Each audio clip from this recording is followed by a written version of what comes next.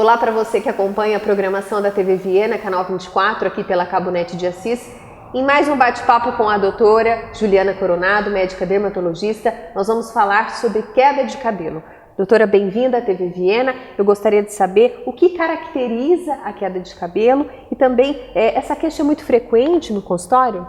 Olá, Maíra, é um grande prazer estar aqui com você na TV Viena.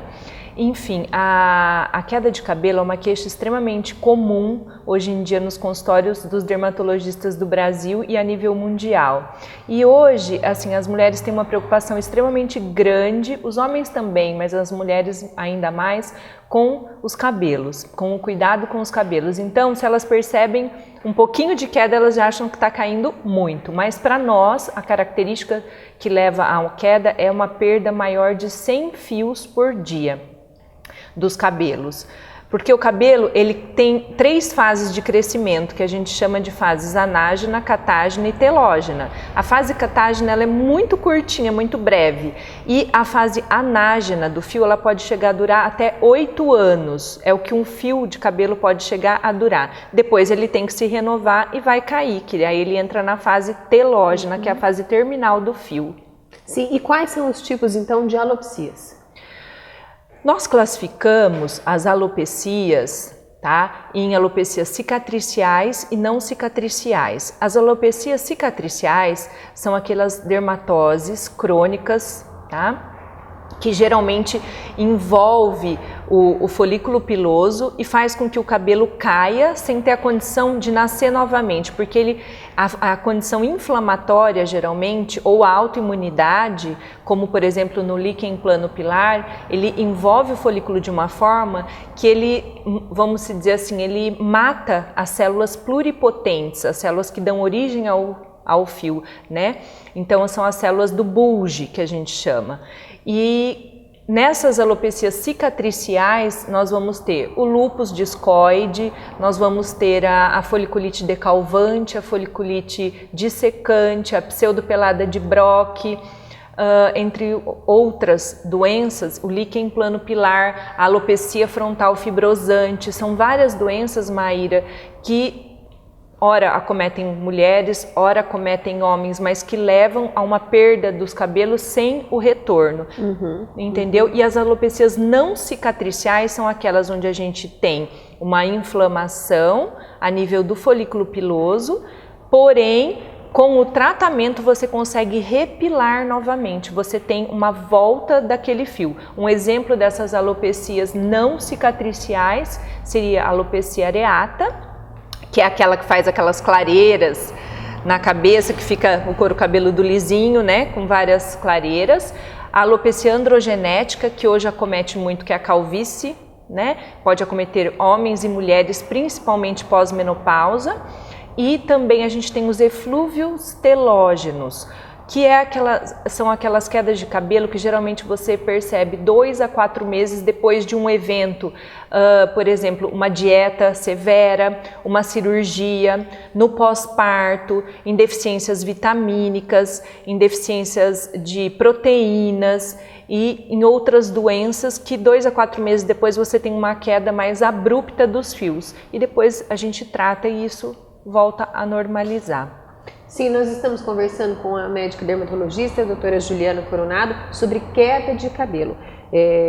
Doutora, por favor, quais são as possíveis causas dessa queda de cabelo? Então, como eu estava te dizendo, hoje, na verdade, como as alopecias são cicatriciais e não cicatriciais, graças a Deus, o que a gente mais pega no consultório hoje são as não cicatriciais. As queixas de alopecia androgenética, de... Como as que você exemplificou. Exatamente. Essas seriam as causas. Dentro das cicatriciais, nós temos uma subclassificação que a gente classifica as cicatriciais em linfocíticas, neutrofílicas ou mistas.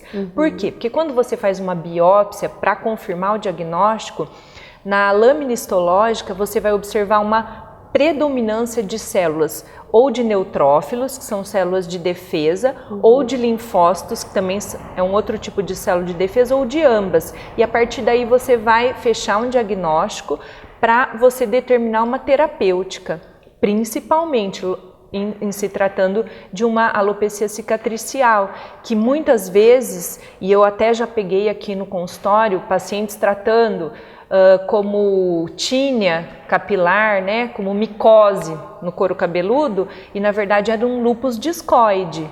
Então, o tratamento é totalmente diferente. Além do que, as micoses de couro cabeludo são muito mais frequentes nas crianças e não nos adultos. Nos adultos, geralmente, se tiver, você tem que pesquisar doenças consumptivas, como câncer, como AIDS, né? Uma imunodeficiência nesse paciente, um diabetes não compensado, enfim. Agora, o mais comum realmente hoje que eu vejo na clínica, em primeiro lugar, são os eflúvios telógenos, que é aquela mulher que fez uma dieta severa e daí depois de 2, 4 meses começa a perder cabelo. Os pacientes de cirurgia bariátrica ou de desvio de trânsito intestinal, que eles fazem as cirurgias, daí eles ficam com uma deficiência nutricional e proteica para sempre, então esse paciente tem que ser suplementado o resto da vida, porque ele perde muito cabelo. Ele vai ser um desnutrido crônico para sempre, então se ele não cuida, ele realmente vai ter uma queda violenta dos cabelos. E outras patologias, né? Crianças desnutridas, desnutrição proteico-calórica, as pessoas que têm uma má nutrição, que não comem frutas, verduras, legumes, ou mesmo os vegetarianos ou os veganos, né? Que eles não comem proteína animal e a gente precisa de proteína animal, de origem animal. A queratina do fio do cabelo é uma proteína, né?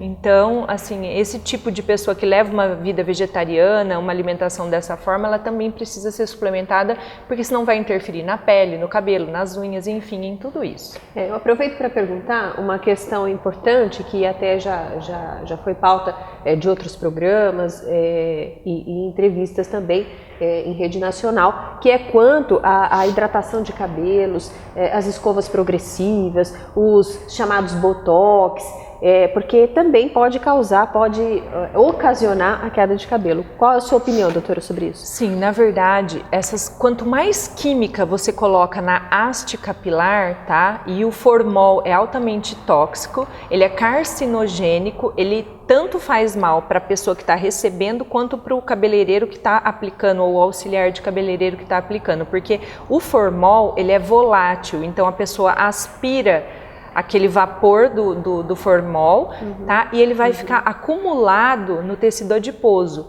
E isso, geralmente, a pessoa acaba fazendo a cada 6 meses, né? 8 meses, vai se acumulando, uma hora pode virar um problema, né? Ou até um tumor aí na pessoa. Isso é proibido no Brasil, mas como no Brasil é complicado as nossas leis, né, Maíra? Infelizmente, então as coisas são mascaradas. Então se oferece nos salões de cabeleireiro botox capilar, cauterização, relaxamento, né? E se você for olhar o rótulo desses produtos, realmente não está escrito formol lá. Tem o nome de uma outra substância e essa substância é aplicada no cabelo e quando é aquecido com chapinha ou secador, ela se transforma em formol, porque para alisar a haste capilar, a única coisa que alisa é o formol. Não tem outra coisa que alise, assim, definitivo, entre aspas, a haste capilar. E isso danifica demais os fios. Eu pego muitas pacientes por traumas de cabeleireiro, de escova progressiva, ou muita escova, muita chapinha.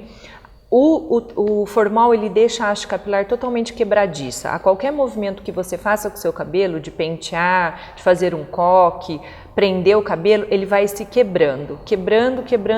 Então a sensação que a pessoa vai tendo é que os cabelos estão cada vez diminuindo mais. Isso quando a pessoa não faz o alisamento e alguns dias depois ela desenvolve uma dermatite seborreica, um eczema no couro cabeludo, com coceira, com descamação, com eritema. Então eu já peguei de tudo aqui no consultório em relação a isso. Então assim, eu até faço um apelo, né, porque eu costumo brincar com as minhas pacientes assim, quanto mais coisas você inventar para fazer no seu cabelo, em termos de química, pior o seu cabelo vai ficar.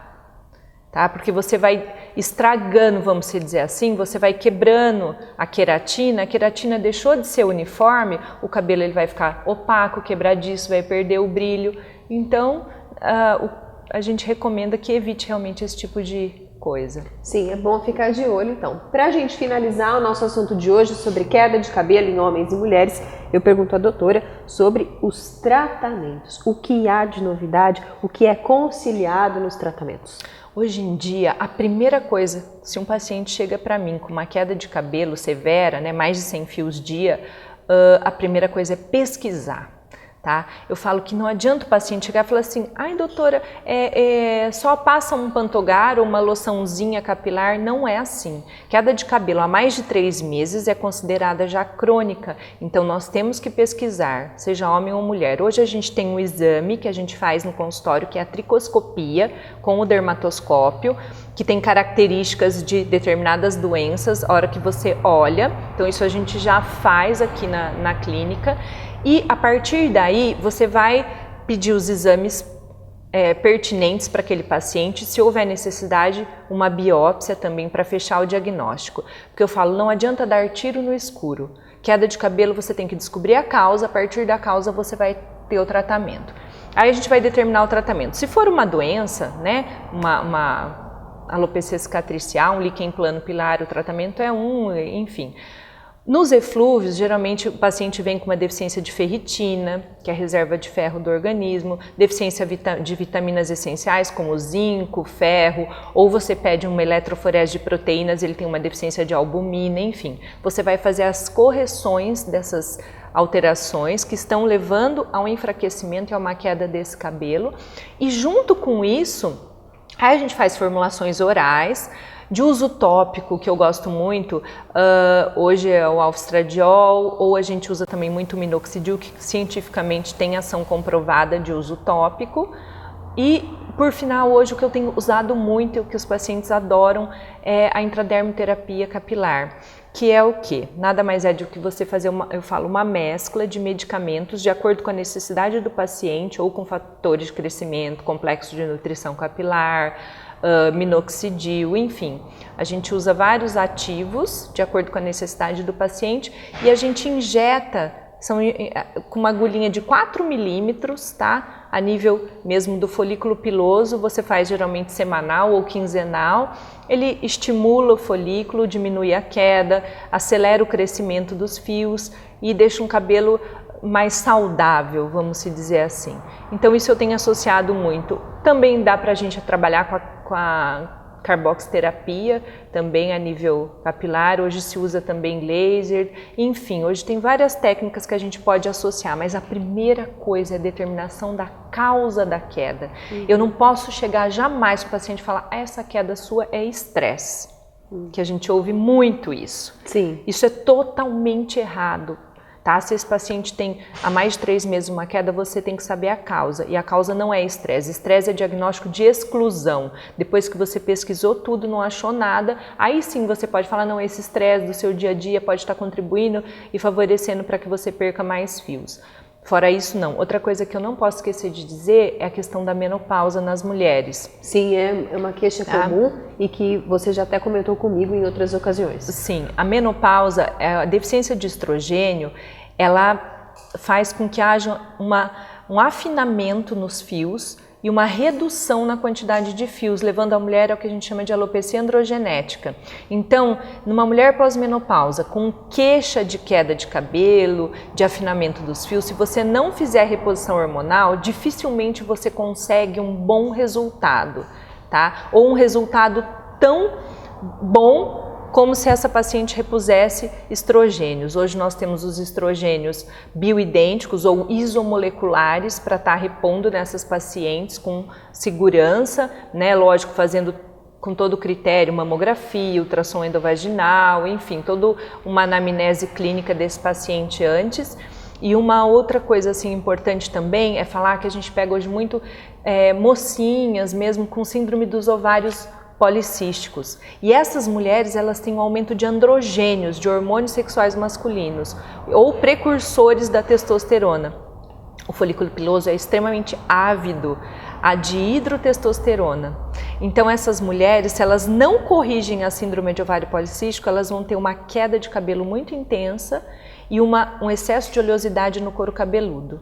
Tá? Então você tem que corrigir essa causa tá? Senão você também não consegue melhorar o cabelo dessas pacientes. E a gente pega muito, tanto a SOP, que é a síndrome de ovário policístico, quanto um hiperandrogenismo, tá? Por isso que a pesquisa dos hormônios é fundamental na queda. E também as alterações tireoidianas para hipotireoidismo, que é menor funcionamento da glândula, ou hipertireoidismo, que é um grande funcionamento da glândula. Ambos esses extremos levam a um aumento da queda dos fios. Então, se não houver correção hormonal, jamais você consegue tratar. Por isso que precisa descobrir a causa em primeiro lugar. Investigação. Investigar em primeiro lugar. Doutora, muito obrigada mais uma vez pela sua participação aqui na TV Viena. Obrigada pela participação, eu que agradeço. Espero vir mais vezes. Até mais. É isso aí, TV Viena, você está aqui.